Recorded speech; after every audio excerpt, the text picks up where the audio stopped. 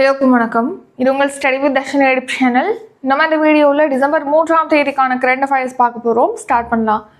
First question, UNESCO எந்த மாநிலத்தை சிறந்த பாரம்பரிய சுற்றுலா தலமாக அறிவித்துள்ளது?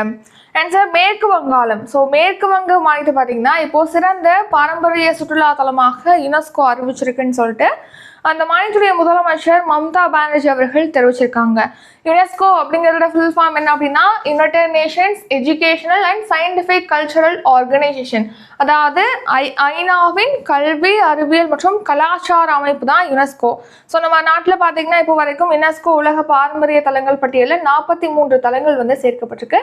கடைசியாக அசாம் மாநிலத்துடைய அஹோம் வம்சத்தை சேர்ந்தவங்களுடைய மொய்தாம்கள், அதாவது அஹோம் வம்சத்தை சேர்ந்த மன்னர்கள், அந்த வம்சாவளியை சேர்ந்தவங்க இருக்காங்களே, அவங்க உயிரிழக்கும் போது இந்த மொய்தாம்கள் அப்படிங்கிற புதைமேடுகளில் புதைக்கும் வழக்கமானது இருந்திருக்கு.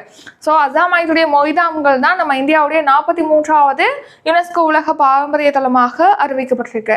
ஸோ அதுக்கு முன்னாடி பார்த்தீங்கன்னா கர்நாடகாவுடைய ஹொய்சாளர்கள் கோவில்கள் யுனெஸ்கோ பாரம்பரிய பட்டியலில் சேர்க்கப்பட்டிருக்கு.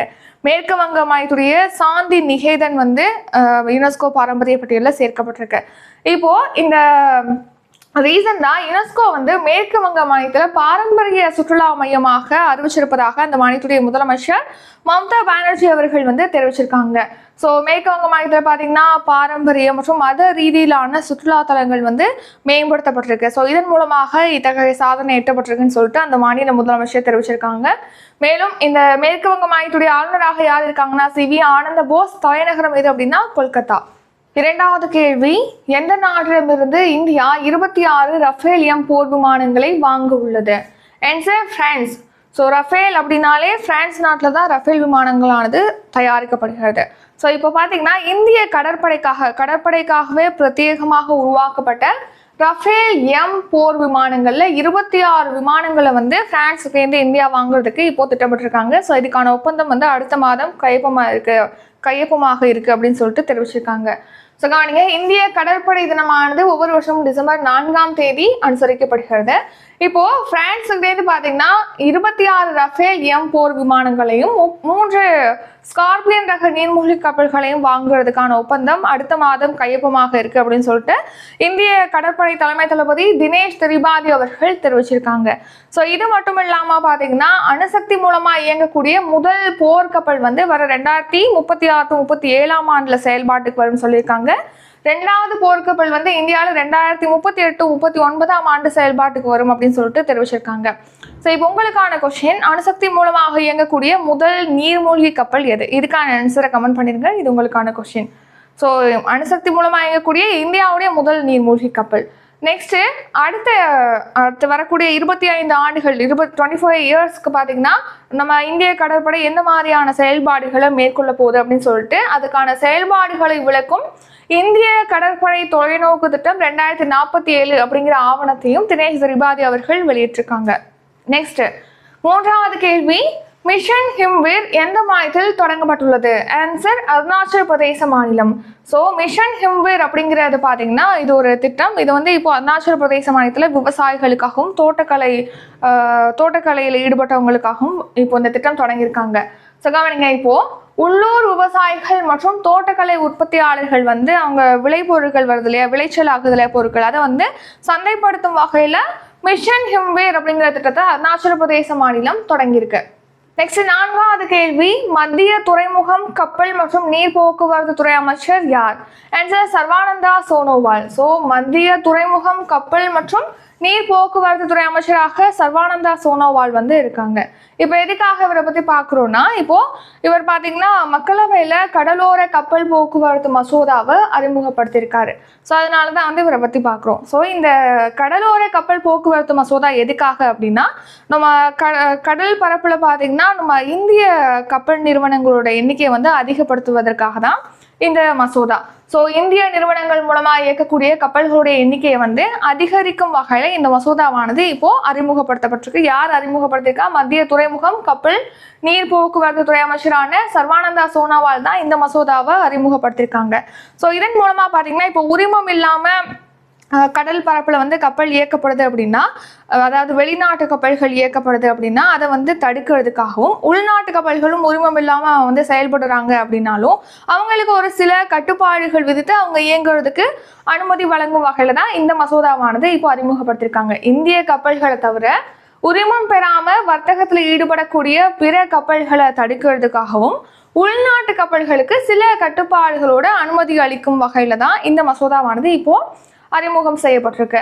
நெக்ஸ்ட் 5வது கேள்வி, ஜூனியர் மகளிர் ஆசிய கோப்பை ஹாக்கி போட்டி எங்கு நடைபெற உள்ளது? Answer Oman. ஓமன் நாட்டின் மஸ்காட் நகரத்துல தான் இந்த ஜூனியர் மகளிர் ஆசிய கோப்பை ஹாக்கி போட்டியானது நடைபெற இருக்கு. ஸோ ஓமனுடைய தலைநகரான மஸ்கட்ல பாத்தீங்கன்னா இப்போ 9வது பதிப்பு ஜூனியர் மகளிர் ஆசிய கோப்பை ஹாக்கி போட்டியுடைய 9வது பதிப்பானது நடைபெற இருக்கு. ஸோ இந்த போட்டியில பாத்தீங்கன்னா 20 பேர் கொண்ட இந்திய அணியானது பங்கேற்க போகுது. ஸோ இந்த 20 பேர் கொண்ட இந்திய அணிக்கான கேப்டனாக யார் நியமிக்கப்பட்டிருக்காங்கன்னா ஜோதி சிங். ஸோ மேலும் இந்த ஜூனியர் மகளிர் ஆசிய கோப்பை ஹாக்கி போட்டியை பொறுத்த வரைக்கும் நடப்பு சாம்பியனாக நம்ம இந்தியா தான் இருக்கு. ஸோ இதுல வின் பண்ணாங்க அப்படின்னா அடுத்த வருஷம் நடைபெற இருக்கக்கூடிய ஜூனியர் உலகக்கோப்பை ஹாக்கி போட்டியில பங்கேற்பதற்கு தகுதி பெறுவாங்க. நெக்ஸ்ட் 6வது கேள்வி, கத்தார் கிராண்ட் பிரீ சாம்பியன் பட்டம் வென்றவர் யார்? Answer option C maths Verstappen. So Netherlands நாட்டை சேர்ந்த ரெட்புல் பந்தய வீரரான மேக்ஸ் வெஸ்டாப்பன் தான் இப்போ நடைபெற்ற Qatar grand prix F1 car பந்தயத்தில் சாம்பியன் பட்டத்தை வின் பண்ணியிருக்காரு. ஸோ கவனிங்க, கத்தார் கிராண்ட் பிரீ. ஸோ இப்போ ரீசெண்டாக நடைபெற்ற இந்த கத்தார் கிராண்ட் பிரீ போட்டியில் மேக்ஸ் வெஸ்டாப்பன் சாம்பியனாக இருக்காரு. இவர் நெதர்லாந்து நாட்டை சேர்ந்த வீரர். இவர் எந்த காருடைய டிரைவர் அப்படின்னு பார்த்தீங்கன்னா ரெட்புல் டிரைவர் தான் இவர். அடுத்து சார்லஸ் லெக்லர்க், இவர் வந்து மொனாக்கோ நாட்டை சேர்ந்த வீரர். இவர் ஃபெராரி பந்தய வீரர். அடுத்து ஆஸ்கர் பியாஸ்ட்ரி வந்து 3வது இடத்தை பிடிச்சிருக்காரு. சார்லஸ் லெக்லர்க் 2வது, ஆஸ்கர் பியாஸ்ட்ரி வந்து 3வது இடம். இவர் வந்து ஆஸ்திரேலிய நாட்டை சேர்ந்தவர், மெக்லாரன் பந்தய வீரர். இப்போ வந்து மேக்ஸ் வெஸ்டாப்பன் தானே இந்த கத்தார் கிராண்ட் பிரீ போட்டியில சாம்பியனா இருக்காரு. இது வந்து இவர் இந்த சீசன்ல வென்ற 9வது வெற்றி. அடுத்த 7வது கேள்வி, 2024 to 25 நிதியாண்டில் நாட்டின் பொருளாதார வளர்ச்சி டாசதமாக இருக்கும் என அனந்த நாகேஸ்வரன் தெரிவித்துள்ளார். Answer 6.5 to 7%. ஸோ இந்த நிதியாண்டு பார்த்தீங்கன்னா இந்தியா வந்து 6.5லேருந்து 7% வரைக்கும் வளர்ச்சி பெறுவதற்கு, பொருளாதார வளர்ச்சி அடைவதற்கு வாய்ப்பு இருக்கு அப்படின்னு சொல்லிட்டு நம்ம தலைமை பொருளாதார ஆலோசகர் அனந்த நாகேஸ்வரன் வந்து தெரிவிச்சிருக்காரு. ஸோ ஏற்கனவே பார்த்தீங்கன்னா பட்ஜெட் தாக்குறதுக்கு நாள் வந்து பொருளாதார ஆய்வறிக்கையானது தாக்கல் செய்யப்படும் நிதியமைச்சர்னால. ஸோ அந்த பொருளாதார ஆய்வறிக்கையில தெரிவிச்சிருப்பாங்க இந்த நிதியாண்டில் இந்தியா வந்து 6.5லேருந்து 7% வரைக்கும் வளர்ச்சி பெறும், இந்தியாவுடைய பொருளாதாரம் வளர்ச்சி பெறும் சொல்லிட்டு தெரிவிச்சிருப்பாங்க. இதுக்கு முந்தைய நிதியாண்டு 2023 to 24 இந்தியா வந்து 8.2% வளர்ச்சி அடைஞ்சது, இது நமக்கு தெரியும்.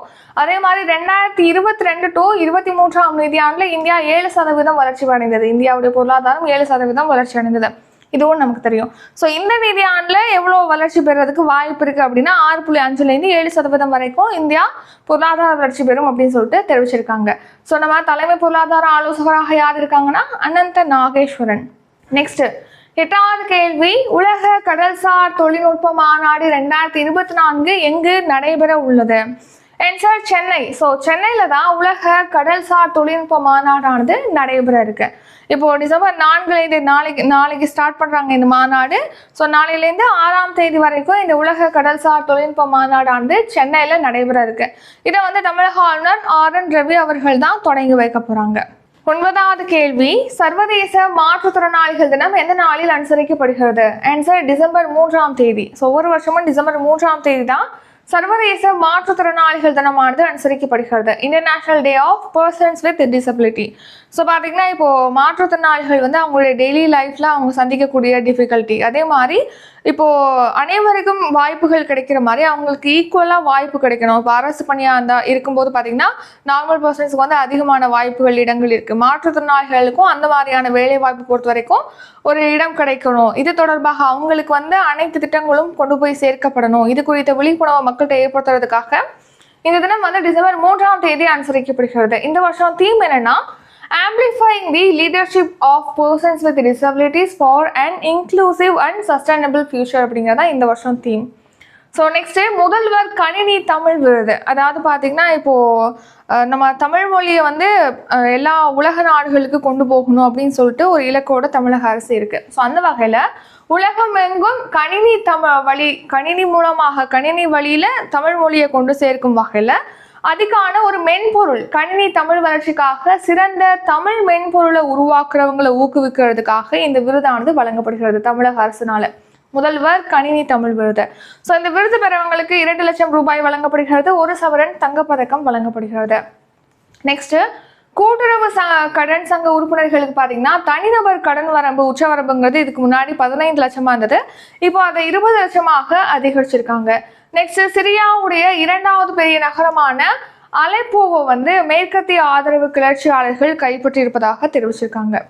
நெக்ஸ்ட் ரிவிஷன் பார்க்கலாம். ரிவிஷன் பார்க்கறதுக்கு முன்னாடி இப்போ டிசம்பர் 5ஆம் தேதி பார்த்தீங்கன்னா டிஎன்பிஎஸ்சி குரூப் 4 குரூப் 2 படிக்கிறவங்களுக்காக ஹோல் டெஸ்ட் பேட்ச் ஸ்டார்ட் பண்ணுறோம். இப்போனா டிசம்பர் 5ஆம் தேதி. ஸோ அந்த ஹோல் டெஸ்ட் பேட்சை பொறுத்த வரைக்கும் பார்த்தீங்கன்னா இதில் எல்லா unit Tamil, history, polity, economics, geography, INM, unit 8, unit 9, maths and science, current affairs எல்லாமே இதில் கவர் ஆகும். இதுக்கான ஃபீஸ் 999. மேலும் நம்ம பேட்சில் ஏற்கனவே நீங்கள் ஜாயின் பண்ணியிருக்கீங்க, ஓல்டு ஸ்டூடெண்டாக இருக்கீங்க அப்படின்னா 899 பே பண்ணால் போதும். நியூ ஸ்டூடெண்ட் 999, ஓல்டு ஸ்டூடெண்ட் 899 பே பண்ணி ஜாயின் பண்ணிக்கலாம்.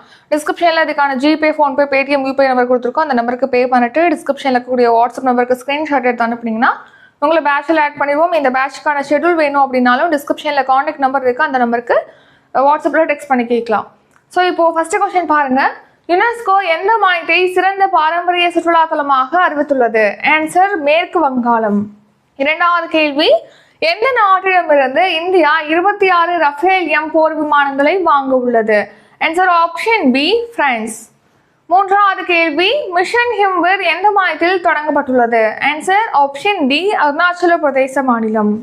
4வது கேள்வி, மத்திய துறைமுகம், கப்பல் மற்றும் நீர் போக்குவரத்து துறை அமைச்சர் யார்? Answer option C Sarbananda Sonowal. அடுத்து 5வது கேள்வி, ஜூனியர் மகளிர் ஆசிய கோப்பை ஹாக்கி போட்டி எங்கு நடைபெற உள்ளது? Answer Oman. 6வது கேள்வி, கத்தார் கிராண்ட் பிரீ சாம்பியன் பட்டம் வென்றவர் யார்? Maths Verstappen. 7வது கேள்வி, 2024-25 நிதியாண்டில் நாட்டின் பொருளாதார வளர்ச்சி %% இருக்கும் என அனந்த நாகேஸ்வரன் தெரிவித்துள்ளார். Answer 6.5 to 7%. 8வது கேள்வி, உலக கடல்சார் தொழில்நுட்ப மாநாடு 2024 எங்கு நடைபெற உள்ளது? Answer option B Chennai. 9வது கேள்வி, சர்வதேச மாற்றுத்திறனாளிகள் தினம் எந்த நாளில் அனுசரிக்கப்படுகிறது? ஆன்சர் டிசம்பர் 3ஆம் தேதி. இத்துடன் இன்றைக்கான கரண்ட் அஃபேர்ஸ் வீடியோ நிறைவடைகிறது. இந்த வீடியோ உங்களுக்கு பிடிச்சிருந்தா லைக் பண்ணுங்க, ஷேர் பண்ணுங்க. நம்ம சேனலை நீங்கள் இன்னும் சப்ஸ்கிரைப் பண்ணலன்னா மறக்காம சப்ஸ்கிரைப் பண்ணிக்கோங்க. நன்றி, வணக்கம்.